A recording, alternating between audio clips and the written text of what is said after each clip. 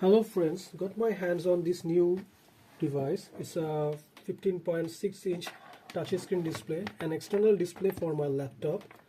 Originally my laptop came with a 14-inch display without any touch functionality. But this device is an upgradation. Let me show you how it works. It has 3 ports, mini HDMI, type C1 and type C2. First, we will connect the device with our laptop using type C1 port.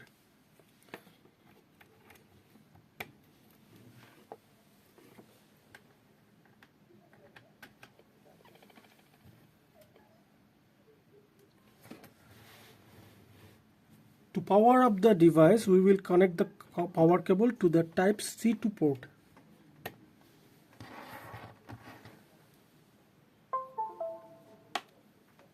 And finally, we will connect the device using HDMI port.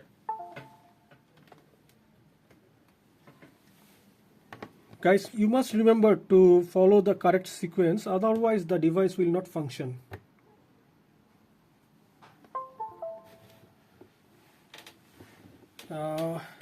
Let's check the touch functionality. Wow, it's an upgradation. Now I have a bigger screen with touch functionality.